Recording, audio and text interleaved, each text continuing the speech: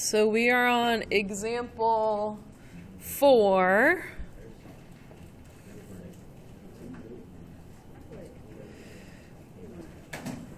K squared minus 2k minus 3 over k squared minus 4k minus 5 times k squared plus 8k plus 7 over k squared plus 4k minus 21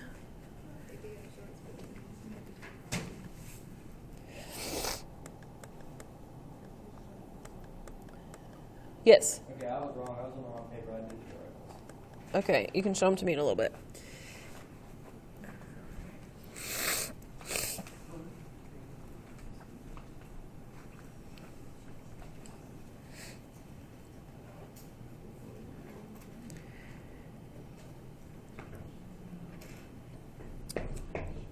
And the first thing we do is cancel our k squareds, right? No, You can't do that yet. We got to factor, okay, because if we do this, we're killing puppies. So the people who said wanted to kill some puppies. So let's not kill the little golden retriever puppies. That'd be very sad. All right, so instead we're gonna factor, and we have 4 problems to factor. Quite a few.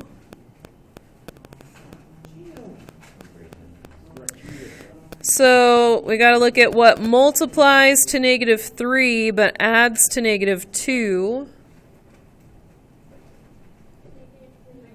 Negative 3 and 1. Okay, so k minus 3, k plus 1. Okay. We have to look at what multiplies to negative 5 but adds to negative 4. Negative 5 and 1. I ran out of lead, so you guys keep going while I fill up my pencil. We have to look at what multiplies to 7 but adds to 8. 7 and 1. Okay. And then we have to look at what multiplies to negative 21 but adds to 4. Negative 3 and 7.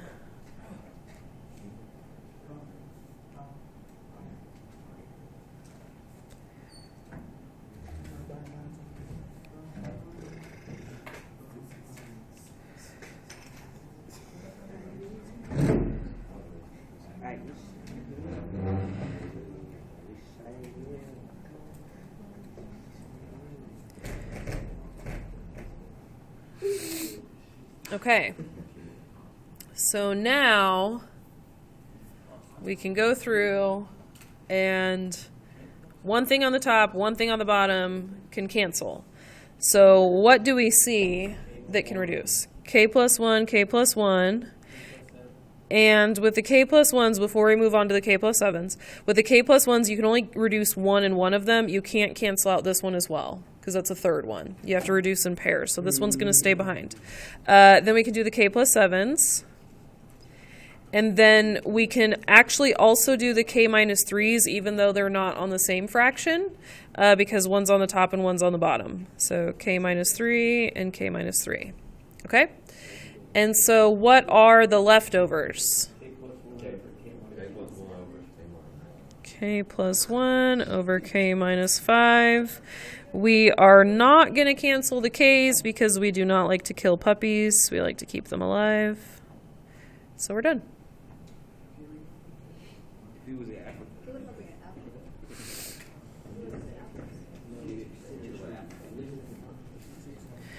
Example 5.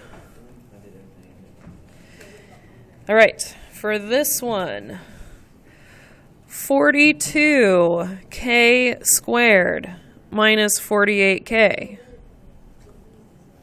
over 18k squared minus 30k divided by 28k squared minus 32k over 12k squared minus 20k. This problem has a whole lot of a certain type of factoring.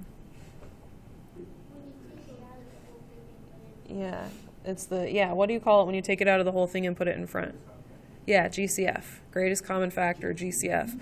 So we got GCF, GCF, GCF, GCF. Lots of GCF. But before we even factor, what are we supposed to do? Because of the division sign, we're supposed to keep it, change it, flip it. So keep, change, flip. We're going to keep the first fraction the same.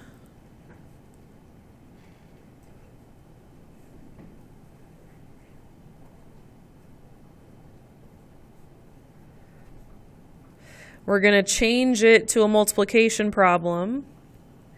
And we're going to flip the second fraction.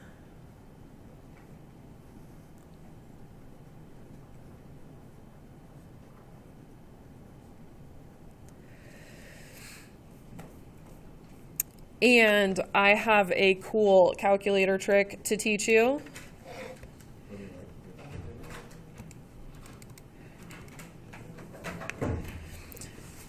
The calculator trick you might not care about because most of us seem to be pretty decent with our multiplication tables. Thank you.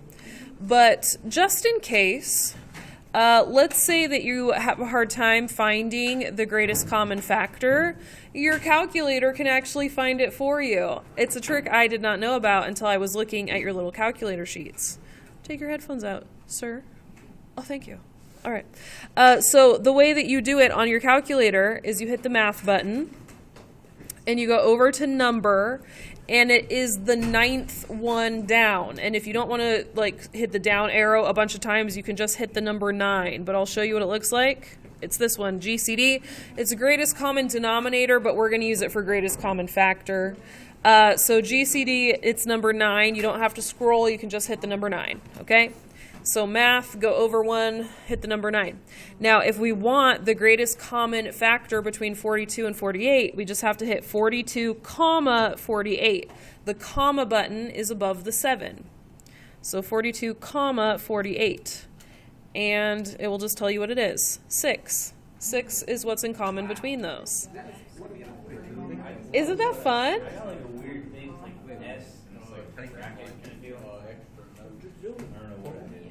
Oh, you didn't hit 9. You didn't go over to number. You have to go over to number and then hit 9. Yeah. So math, go over to number. We can do the next one, 18. Oops. Math, go over to number, hit 9. 18, comma 30. Math, go over to number, hit 9. 12, comma 20. Isn't that so fun, you guys? It can just do all of them. You never have to use your brain again. All right, I just thought that was really fun when I figured that out. Okay, so the GCF for the first two is 6. It does not do variables for us. We still have to use our brains for that. So between k squared and k, what's the GCF? K. 6K. 42 divided by 6 is 7. 48 divided by 6, 8. Okay. And then 18 and 30, we saw that one was also 6 and also K. 18 divided by 6 is 3. 30 divided by 6 is 5. Okay. I already did the next one. Let me do the last one. 28 and 32. I don't want to use my brain. Oh, so wonderful. All right, so we got 4. Going to take out a K. So 12 divided by 4 is 3. 20 divided by 4 is 5. And then 4 for the next one also. 28 divided by 4 is 7. 32 divided by 4 is 8. Oh, so satisfying. All right, and then if we look at the problem, this is an interesting problem. You can cross out everything. Okay. So, yeah, what's our prediction? What's the final answer going to be? 0? 1? 0? 1? Error. 1? 0. Error. 1? 0? Undefined. 1. So what we have to figure out, because we have four possible answers at this point. So our 4 possible answers are 0, error message, 1, or 0. It's got to be 1 because you can't have zeros. Or, oh wait, 0, 1, undefined, 0, 1, I don't know. So we have to think about what happens when you cancel these out. If you have the same thing on the top and the bottom and you cancel them out, does that leave a 0 behind, or does it leave a 1 behind? It leaves a 1 behind. Okay, so 6 over 6 is 1. K over K is 1. 4 over 4 is 1. K over K is 1. 3K minus 5 over 3K minus 5 is 1.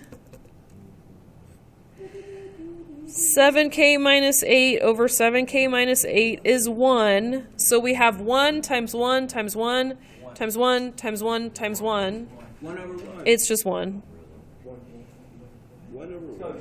It's just 1. So it's not 0. It always leaves a 1 behind. When you have things cancel out, they leave a 1 behind, not a 0. Okay. What is in a fraction? In a fraction, how does a fraction become 0? How does a fraction become 0? The numerator is 0. The only way a fraction can become 0 is if the numerator is 0. Okay, so these are not going to ever become 0 unless the numerator had a 0 in it. If everything cancels out, it becomes a 1. So it's never going to disappear completely. It just can simplify to be 1. Okay. All right, that was a good discussion. Let's move on to example 6. All right, I wanted to look at some monomials.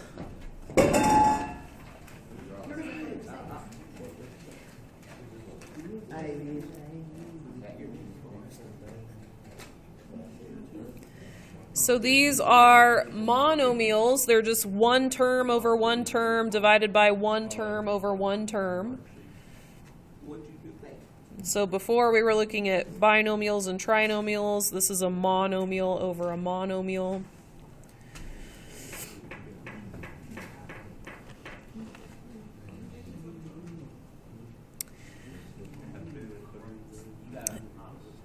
It's a division problem, so we have to keep it, change it, flip it. So keep the first fraction the same. Change it to a multiplication problem. Flip the second fraction. Okay. And then whenever we have monomials, we don't seem to cancel like exactly. We seem to do more reducing. So is there anything that you can see that would reduce? 5 and 25. Okay, so 5 divided by 5 is 1. 25 divided by 5, 5. Okay. Anything else that can reduce? The x squared and the x to the third. So the x squared has 2 x's in it. The x to the third has 3 x's in it. So how many x's could we reduce? We could take out 2 of them. So I'm going to take out both of these, and I'm going to take out 2 of these and leave 1 behind.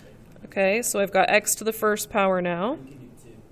And then we've got a 2 and a 4, and we can divide by 2 for both of those. So 2 divided by 2 is 1, and 4 divided by 2 is 2. Okay, so if we look at the numerators and we multiply straight across, what do we get? 5x, yeah, because we get 1 times x times 5. So that's 5x. And then 1 times 2 is just 2. So 5x over 2. Okay. Now, I would have been done, but then as I looked at the EOC, I saw like, they put those silly problems on there. And so then I said, okay, let's go back and I'll do one of the silly problems. So this is something that the EOC does that's a little quirky, and it's within your skill set. It's just like, okay, I guess if we want to do those silly examples, we can. So example 7, it takes what we're learning in Math 3 and it pulls something from Math 2 into Math 3. Yeah, they like to do that. So x minus 3 to the negative second power. Can you guys guess what is from Math 2? The negative exponent. X squared minus 9 to the negative 1 power divided by x plus 3 to the negative 1 power over x squared plus 6x plus 9 to the negative 1 power. So they just really enjoyed those negative exponents for Math 2, and they said, let's not forget those. Let's bring it back.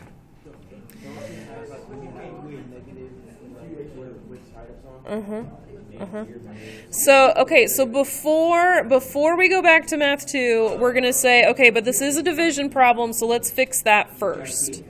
So for the division problem, we're going to keep it, change it, flip it. So I'm going to go ahead and do that. I'm going to do keep it, change it, flip it. And so I'm going to keep this one the same.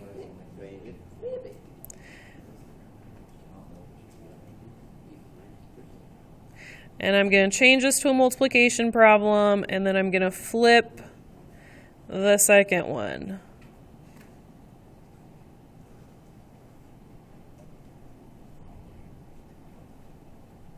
Okay? And then I have to remember back to Math 2 and think about what negative exponents do. So I've got one person who remembers. Does anyone else remember how negative exponents work? No. We didn't learn anything yet. Anyone else remember? All right, Nate, you want to share with us what happens with negative exponents? You flip the exponents. Like which You flip the sign. yeah, like if one's the numerator, like negative 1 puts the denominator. Yeah, so if this has a negative 2 on the top, then you take this and you move it to the bottom and you just make the exponent positive. And then if this is negative on the bottom, you just take it and you move it to the top and you make the exponent positive. It's a complete change, yeah. So we're going to take this and we're going to move it to the bottom. We're going to make the exponent positive. We're going to take this one. We're going to move it to the top. We're going to make the exponent positive. So, Miss Rice, are we just like flipping them again? Yes, but it's not a keep change flip situation because we're not changing the sign. We're not changing if it's multiplication to division, and we're actually flipping both fractions. No, you only do it with negative exponents, but you'll notice that all 4 of these had negative exponents, so we have to do it to all 4. So at this point, I'm going to have x squared minus 9, and it's going to be to the positive 1 power. And because it's to the positive 1, it's not really there. I'm going to erase it because I don't even need to write it anymore. I have a lot of talking, and you're making me feel frustrated. Well, thank you. All right, and so now on the bottom, we've got x minus 3 to the 2. Can we just write x minus 3 and x minus 3? Yep. That's exactly what I would do. X plus 3 on the top to the positive 1. X squared plus 6x plus 9 on the bottom to the positive 1.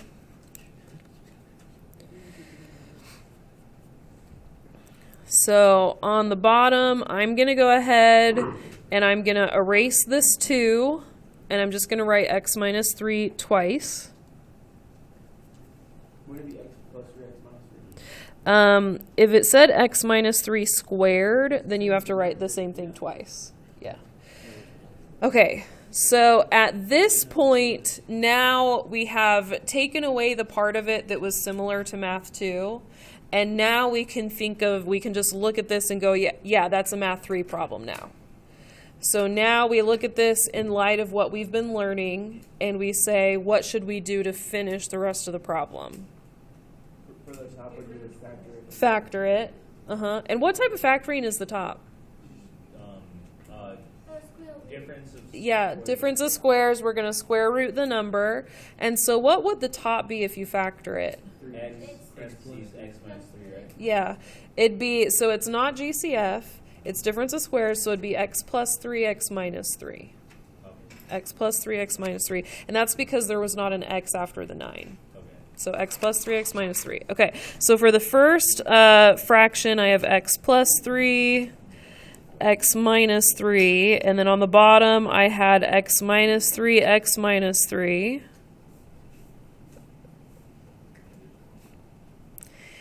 And then for the second fraction, I had x plus 3 on the top, and then I have this trinomial on the bottom where I'm looking for two things that multiply to 9 but add to 6. 3 and 3. Okay, so x plus 3 on the top.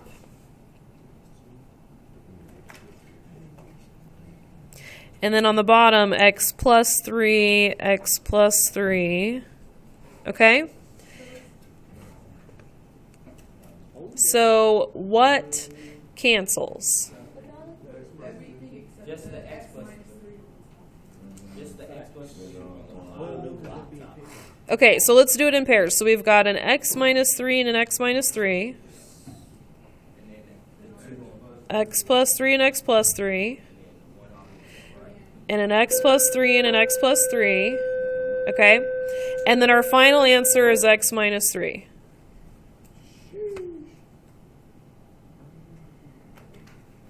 Is that our final answer? Oh, thank you. Whew, I thought you guys were going to let me write that. Okay, that's on the bottom. And I looked at you guys, and you guys were all just yep, just writing it down, Yeah, so if we cancel things, what is left behind? A 1. So we have 1 over x minus 3. Okay. Whew, okay. Marvelous.